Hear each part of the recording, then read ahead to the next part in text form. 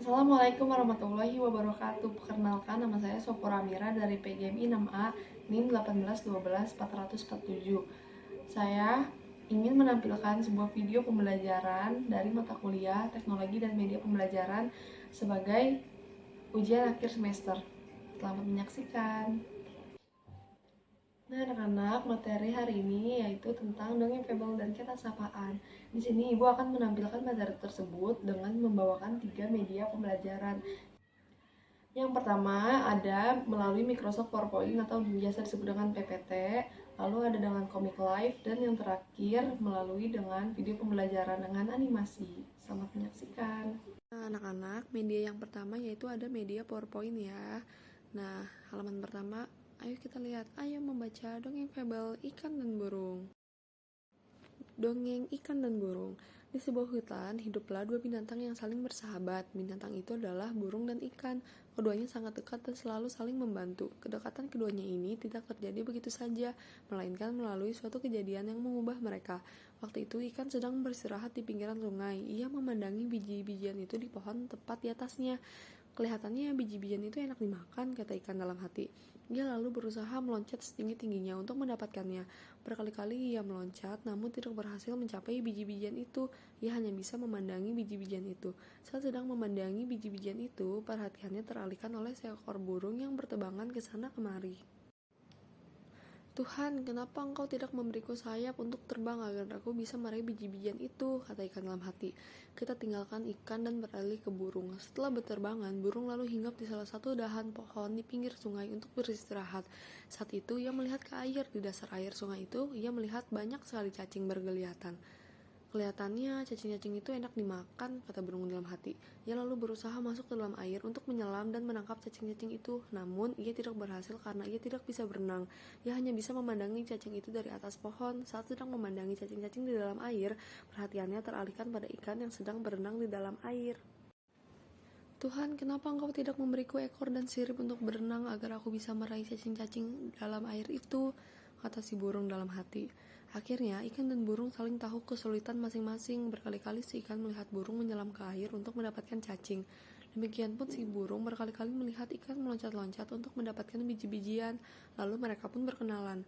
Hei ikan, apakah kau menginginkan biji-bijian ini? Kata burung. Benar, tetapi aku tidak punya sayap sepertimu, sehingga tidak bisa terbang mendapatkan biji-bijian itu, jawab si ikan. Aku juga menginginkan cacing di dasar sungai, tetapi aku tidak punya sirip sepertimu sehingga tidak bisa mendapatkan cacing-cacing itu, balas si burung. Bagaimana jika kau membantuku mengambil biji-bijian itu dan aku akan membantumu mendapatkan cacing-cacing di dasar sungai, ajak si ikan. Wow, ide bagus, aku setuju, sahut si burung. Akhirnya ikan dan burung menjadi sahabat dan saling membantu satu sama lain. Nah, anak-anak, jadi dongeng itu adalah cerita yang belum diketahui kebenarannya. Salah satu contoh dongeng adalah fable, yaitu cerita yang tokohnya hewan atau binatang. Contohnya itu ada bebek selalu hidup rukun, ikan dan burung, kancil mencuri ketimun, dan masih banyak lagi.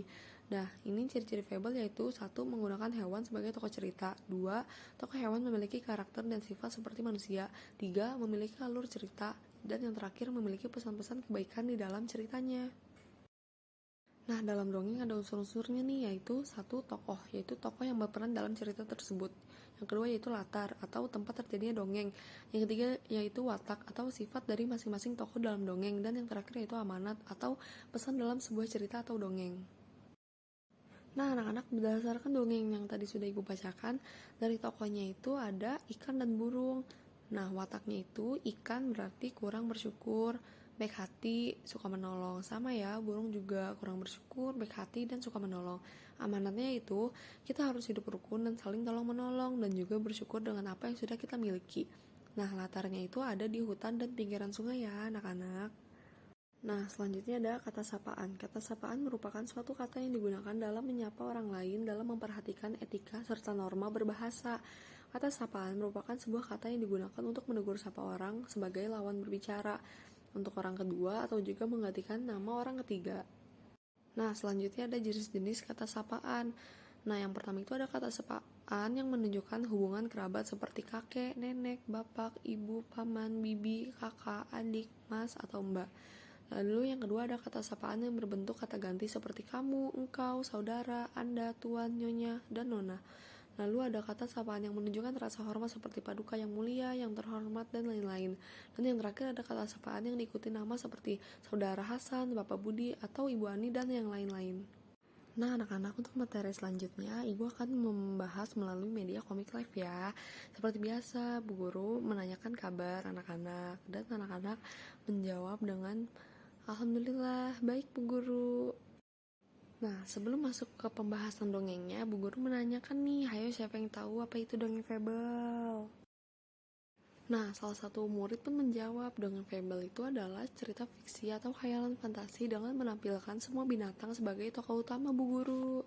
Nah, setelah Bu Guru menceritakan sebuah dongeng fabel yang berjudul Ikan dan Burung yang seperti Ibu tadi bacakan tadi di media PowerPoint, Bu Guru pun menanyakan, bagaimana nih dengan dongengnya anak-anak, apa pelajaran yang dapat kita ambil? Murid-murid pun menjawab, kita harus saling tolong-menolong Bu Guru. Itu poinnya ya. Nah, setelah materi dongeng fabel tadi selesai, Bu Guru pun menanyakan, apa yang tahu itu, apa kata sapaan? Dan salah seorang murid pun menjawab, kata sapaan adalah kata yang digunakan untuk menegur sapa orang yang diajak berbicara, atau orang kedua, atau menggantikan nama orang ketiga.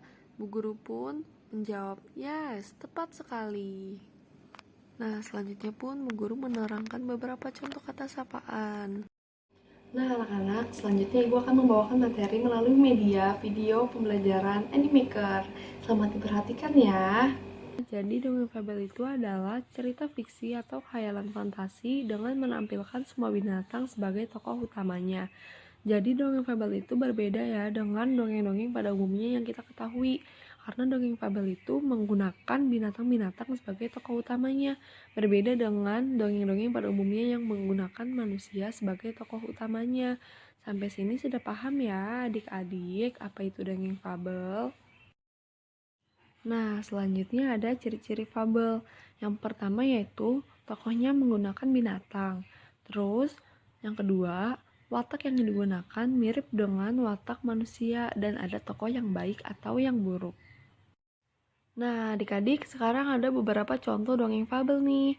Yang pertama ada si kancil mencuri ketimun, lalu ada kura-kura dan kelinci, lalu ada burung gagak yang cerdik, burung jalak dan kerbau, dan rusa dan pemburu. Nah, sekarang kakak akan menjelaskan tentang kata sapaan ya. Coba kakak tanya, adik-adik di sini sudah ada yang tahu belum apa itu kata sapaan? Nah, adik-adik, jadi kata sapaan itu adalah kata yang digunakan untuk menegur sapa orang yang diajak bicara atau orang kedua atau menggantikan nama orang ketiga. Nah, selanjutnya ada beberapa contoh kata sapaan yang dapat digunakan nih. Yang pertama ada kata sapaan seperti halo, hai, selamat pagi, dan lain-lain. Lalu ada nama diri seperti Rara, Ardian, dan lain-lain. Lalu yang tergolong kekerabatan seperti bapak, ibu, paman, bibi, dan lain-lain. Lalu ada kata panggilan seperti tuan, nona, nyonya, dan lain-lain. Dan yang terakhir ada kata nama pelaku seperti peserta, hadirin, penonton, dan lain-lain. Nah, anak-anak, sekian untuk materi pembelajaran hari ini ya. Ibu harap kalian mengerti dengan pembelajaran melalui 3 media tersebut. Kurang lebih mohon maaf. Assalamualaikum warahmatullahi wabarakatuh.